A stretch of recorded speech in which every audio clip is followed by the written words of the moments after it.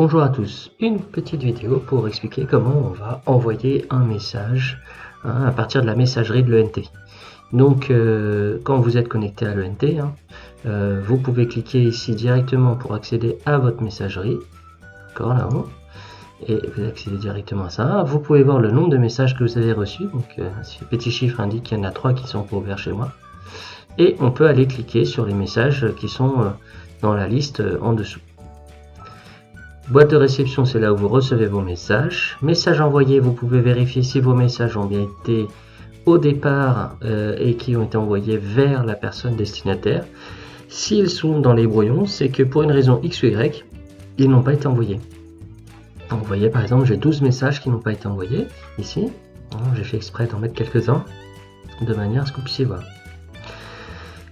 Deux solutions pour les messages. Soit je vais envoyer un message à quelqu'un qui m'en a envoyé un, donc je clique sur le message de la personne et je peux cliquer sur répondre.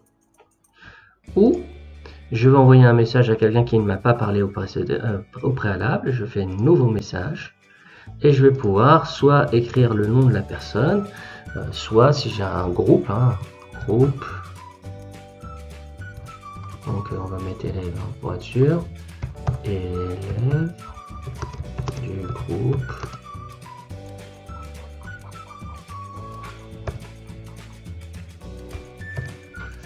cinquième, et là par exemple je prends les 5A par exemple. Voilà, ici je vais mettre l'objet de mon message.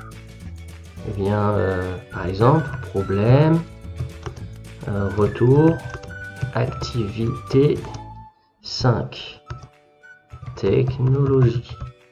Pourquoi je marque ça? Ah, j'ai fait une faute de frappe. Technologie. Pourquoi je marque ça? Eh bien, il est important que le destinataire de votre message sache exactement si le message est important et quel degré d'importance il a. Savoir est-ce qu'il doit y répondre vite, pas vite, est-ce qu'il doit l'ouvrir tout de suite ou un peu plus tard. Donc du coup, soyez très précis dans l'objet de votre message. Ici, eh bien, il y a toujours un minimum de politesse quand on s'adresse à quelqu'un. Alors, mettons que vous vous adressiez au principal du collège, eh bien, si, ça peut être Madame la principale. D'accord. Vous pouvez très bien aussi donner un message à un professeur. Vous pouvez donner son nom, monsieur, et là vous mettez son nom, Dupont. D'accord. Vous pouvez, si vous l'envoyez à un camarade, marquer bonjour. Ça peut être tout à fait simple. Alors, en fonction de à qui on va adresser le message, on va avoir plus ou moins de respect. Voilà. Si vous mettez un bonjour monsieur, ça peut très bien passer dans la plupart des cas, ou bonjour madame, ça peut passer aussi. D'accord? Donc, une fois que vous avez mis la petite formule de politesse d'entrée, vous pouvez avoir le corps du message. J'ai eu un souci pour envoyer le fichier de l'activité 5. Je l'ai donc mis dans ce message. Voilà.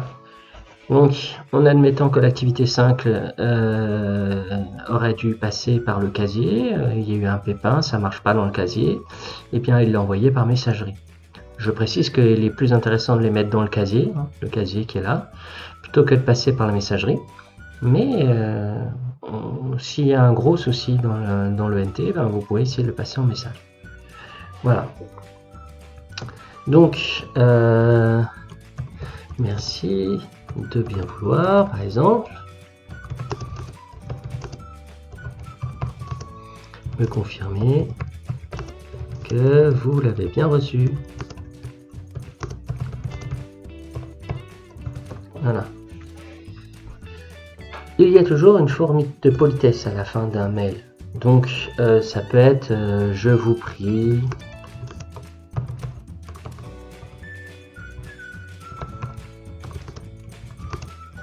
Je vous prie, Madame la principale,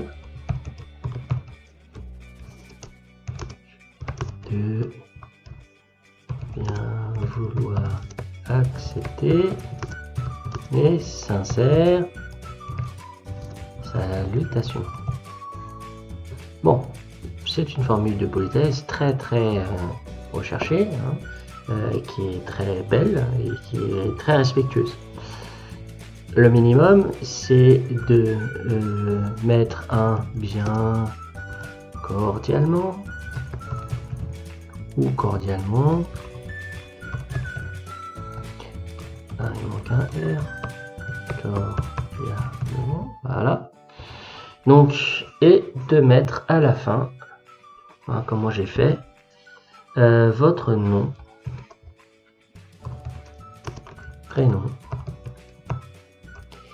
et votre classe.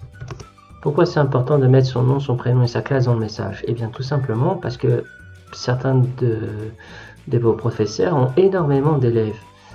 Il peut y avoir plusieurs fois des élèves qui peuvent avoir soit les mêmes prénoms, soit les mêmes noms de famille, et il peut y avoir des confusions. Donc, vous remettez votre nom, votre prénom, votre classe, comme ça vous êtes sûr. Je peux bien évidemment ajouter une signature en automatique, vous vous doutez bien que ça existe. Et pour cela, tout en bas de votre corps de message, vous avez une petite flèche ou un petit triangle que vous pouvez envoyer vers le bas. Eh bien, je peux écrire directement bien cordialement et mettre mon nom, donc Monsieur Dupuis. Je pourrais mettre la classe si je veux, etc., etc. Tout ce que j'ai besoin de mettre à l'intérieur.